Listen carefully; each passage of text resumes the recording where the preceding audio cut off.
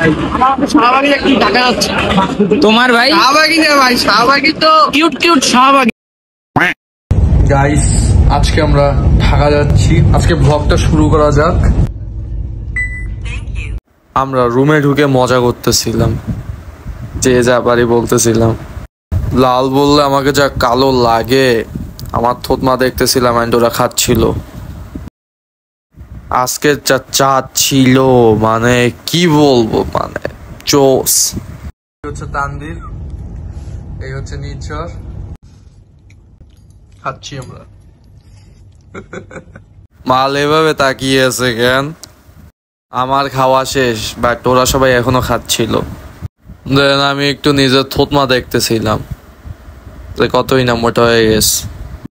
মালরা এখনো খাচ্ছে।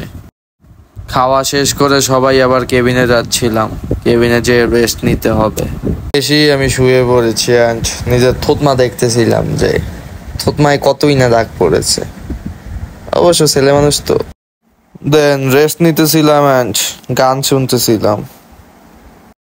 তারপর কার সাথে যেন কথা বলতেছিলাম, ওরা নাচতে ডাকতেছিল, তখনও কথা বলতেছিলাম। তারপর ড্যান্স তো করি নেই, জাস্ট ফানের জন্য। দেন আবার ভাবলাম একটু বাইরে যাওয়া যাক, আর ভালো লাগতেছিল না, সো বাইরে যাচ্ছি।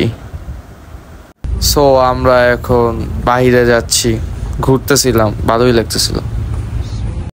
এই যে রেড বুল খাচ্ছি আমি, ও খাচ্ছে আমি বুলডুজার খাচ্ছি, কারণ আমি I am a good boy, you know this. Yes.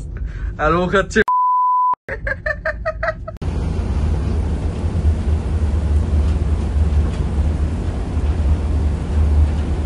সারা রাত আমরা ঘুমাইনি অ্যান্ড সকাল হয়ে গেল। বাট সকালে যে ওয়েদার ছিল মানে অসাম।